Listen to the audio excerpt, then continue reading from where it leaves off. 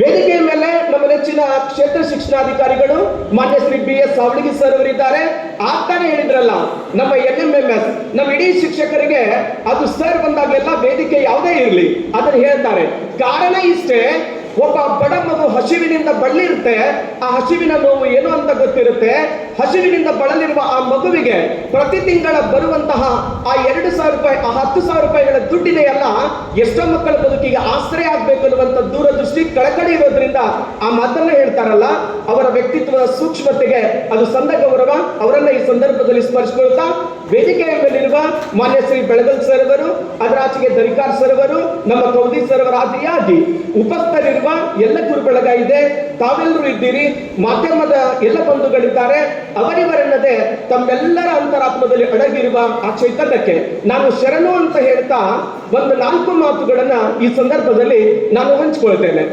ಹಾಗಾದ್ರೆ ನಮಗೆಲ್ಲ ಗೊತ್ತಿದೆ, ಶಿಕ್ಷಕ ವೃತ್ತಿ ಅಂತ ಹೇಳಿ ಬಂದಾಗ ಶಿಕ್ಷಣ ಅಂದ್ರೆ ಏನು ಅಂತ ಹೇಳಿದಾಗ ನಾವು ಅನೇಕ ಜನ ಹಿರಿಯರು ಹೇಳ್ತಾರೆ, ಏನು ಅಂದ್ರೆ ಜೀವನವನ್ನ ರೂಪಿಸುವಂತದ್ದೇ ಶಿಕ್ಷಣ. ಮಗುವಿನಲ್ಲಿ ಅಡಗಿರುವ ಪ್ರತಿಭೆಯನ್ನ ಹೆಕ್ಕಿ ತೆಗೆದು ಅದಕ್ಕೆ ನೀರೆರೆಯುವಂಥದ್ದೇ ಶಿಕ್ಷಣ. ಮಗುವಿನ ಸರ್ವತೋಮುಖ ವಿಕಾಸವೇ ಶಿಕ್ಷಣ. ಶಿಕ್ಷಣ ಅಂದ್ರೆ ಅದು ಭವಿಷ್ಯದ ತಯಾರಿಯಲ್ಲ, ಅದು ಮಗುವನ್ನ ಸಿದ್ಧಪಡಿಸುವ ಪ್ರಕ್ರಿಯೆ ಅಂತ ಹೇಳ್ತಾ ಶಿಕ್ಷಣದ ಬಗ್ಗೆ ಮಾತಾಡ್ತಾರೆ. ದಕ್ಷಿಣ ಆಫ್ರಿಕಾದ ಪಿತಾಮಹ ನೆಲ್ಸನ್ ಮಂಡೇಲಾ ಅವ್ರು ಹೇಳ್ತಾರೆ, ಏನು ಅಂತ ಹೇಳಿದ್ರೆ, education is a powerful weapon by which we can use to change the world ಅಂತ ಹೇಳ್ತಾರೆ. ಅಂದ್ರೆ ಇಡೀ ಜಗತ್ತನ್ನ ಬದಲಾಯಿಸುವಂತ ಶಕ್ತಿ ಅದು ಶಸ್ತ್ರಕ್ಕೆ ಇಲ್ಲ, ಬಾಂಬ್ ಗನ್ಗಳಿಗೆ ಇಲ್ಲ. ಇಡೀ ಚರಿತ್ರೆಯನ್ನು ಬದಲಾಯಿಸುವ, ಜಗತ್ತನ್ನ ನಿರ್ಮಾಣ ಮಾಡುವ ಶಕ್ತಿ ಇರೋದು ಕೇವಲ ಅದು ಒಂದೇ ಒಂದಕ್ಕೆ, ಶಿಕ್ಷಣಕ್ಕೆ ಅಂತ ಹೇಳ್ತಾ ಇರಬೇಕಾದ್ರೆ, ಶಿಕ್ಷಣದ ತಾಕತ್ತು, ಶಿಕ್ಷಣದ ಮೌಲ್ಯ, ಶಿಕ್ಷಣದ ಶಕ್ತಿ ಅಂತದ್ದು ಅನ್ನೋದನ್ನ ನಾವೆಲ್ಲರೂ ಅರ್ಥ ಮಾಡ್ಕೊಳ್ತಾ ಇರ್ಬೇಕಾದ್ರೆ, ಹಾಗಾದ್ರೆ ಪ್ರಶ್ನೆ ಏನು ಅಂತ ಹೇಳಿದ್ರೆ, ಹಾಗಾದ್ರೆ ಟೀಚರ್ಸ್ ಅನ್ನ ನಾವೇನಂತ ಕರಿತೇವೆ? ನಮ್ಮೆಲ್ಲರನ್ನ ಕರೆಯುವಂಥದ್ದು ಏನು ಅಂದ್ರೆ, ಒಬ್ಬ ಶಿಕ್ಷಕ ಒಬ್ಬ ರಾಷ್ಟ್ರದ ನಿರ್ಮಾತೃ ಅಂತ ಹೇಳ್ತೇವೆ. He is the creator of the destination ಅಂತ ಹೇಳ್ತೇವೆ. ಅಂದ್ರೆ ಇಡೀ ಭವಿಷ್ಯವನ್ನ ನಿರ್ಮಾಣ ಮಾಡಲಂತಹ ದೇಶದ ನಿರ್ಮಾತೃ, ಸೃಷ್ಟಿಕರ್ತ ಅದು ಶಿಕ್ಷಕ ಅಂತ ಹೇಳ್ಬೇಕಾದ್ರೆ ಪ್ರಶ್ನೆ ಏನು ಅಂತ ಹೇಳಿದ್ರೆ, ಹಾಗಾದ್ರೆ ದೇಶವನ್ನ ಕಟ್ಟೋದು ಹೇಗೆ? How can we build the nation? ಈ ದೇಶವನ್ನ ಕಟ್ಟೋದು ಹೇಗೆ ಅಂತ ಹೇಳಿದ್ರೆ, ಬಹುಶಃ ನಮ್ಗೆಲ್ಲ ಗೊತ್ತಿದೆ, ಇವತ್ತು ಶಿಕ್ಷಣ ಅಂತ ಹೇಳಿದ್ರೆ ಯಾವ ಪರಿಕಲ್ಪನೆಗೆ ಬಂದಿದೆ ಅಂತ ಹೇಳಿದ್ರೆ, ಪರೀಕ್ಷೆಯನ್ನ ಪಾಸ್ ಆಗೋದು, ಮಕ್ಕಳು ಅಂಕಗಳನ್ನ ತೆಗೆದುಕೊಳ್ಳೋದು, ರ್ಯಾಂಕ್ಗಳನ್ನ ಪಡ್ಕೊಂಡು ಬಿಟ್ರೆ ಅದು ಮುಗಿದು ಎಜುಕೇಶನ್ ಅಂತ ಅನ್ನುವಂತಹ ಸೀಮಿತವಾದ ಅರ್ಥಕ್ಕೆ ಬಂದಿರೋದ್ರಿಂದ ಇವತ್ತು ದೇಶ ಯಾವ ಕಡೆಗೆ ಹೋಗ್ತಾ ಇದೆ, ಬೆಳವಣಿಗೆಗಳು ಏನಾಗ್ತಾ ಇದ್ದಾವೆ ಅನ್ನೋದನ್ನ ನಾವೆಲ್ಲರೂ ಕೂಡ ಸಾಕ್ಷೀಕರಿಸ್ತಾ ಇದ್ದೇವೆ. ಆದ್ರೆ ದೇಶವನ್ನ ಕಟ್ಟುವ ಕೆಲಸ ಅದು ಶಿಕ್ಷಕನಿಂದ ಮಾತ್ರ ಸಾಧ್ಯ. ನಾನು ಅನ್ಕೊಳ್ತೇನೆ, ಬಹುಶಃ ದೇಶದಲ್ಲಿ ಅತ್ಯಂತ ಬಹುದೊಡ್ಡ ಜವಾಬ್ದಾರಿ ರಾಜಕಾರಣವನ್ನ ಮಾಡುವ ನೇತಾರರನ್ನ ಹಿಡಿದು ನಾನು ಅನ್ಕೊಳ್ಳುವಂಥದ್ದು ಏನು ಅಂದ್ರೆ, ಬಹುಶಃ ಶಿಕ್ಷಣಕ್ಕಿಂತ ಬೇರೆ ಕೆಲಸ ಅವ್ರಿಗೆ ಯಾವ್ದು ಕೂಡ ಇಲ್ಲ.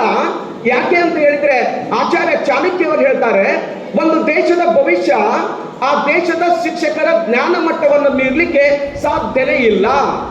ಅದರ ಅರ್ಥ, ದೇಶವನ್ನ ಕಟ್ಟುವ ಶಿಕ್ಷಕರು ಎಷ್ಟು ಜ್ಞಾನ ಸಂಪನ್ನರಾಗಿರ್ತಾರೋ ಅಷ್ಟು ಈ ದೇಶದ ಭವಿಷ್ಯ ಉಜ್ವಲವಾಗಲಿಕ್ಕೆ ಸಾಧ್ಯ ಇದೆ ಅಂತ ಹೇಳ್ಬೇಕಾದ್ರೆ, ಹಾಗಾದ್ರೆ ದೇಶವನ್ನ ಕಟ್ಟೋದು ಹೇಗೆ? ದೇಶವನ್ನ ಕೇವಲ ಕಲ್ಲು, ಮಣ್ಣು, ಇಟ್ಟಿಗೆ, ಗಾರಿಗೆ, ಸಿಮೆಂಟ್ ಗಳಿಂದ ಕಟ್ಟೋದಲ್ಲ.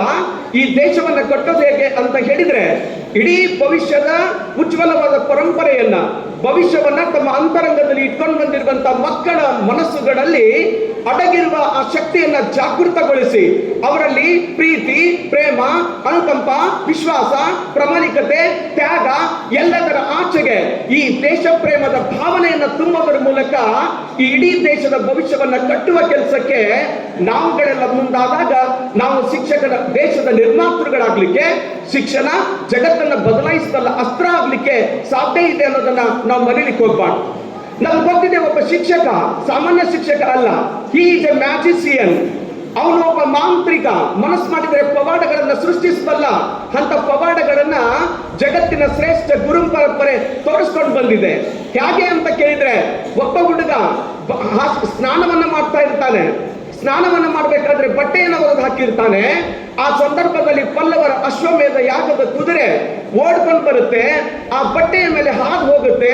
ಆಗ ಕೆರಳಿದ ಹುಡುಗ ಬೆನ್ನತ್ತಾನೆ, ಅವರನ್ನು ತಡೆಯುವ ಪ್ರಯತ್ನವನ್ನ ಮಾಡ್ತಾನೆ. ಆಗ ಅಲ್ಲಿರುವಂತಹ ಪಲ್ಲವರ ದೊರೆ ಹೇಳ್ತಾನೆ,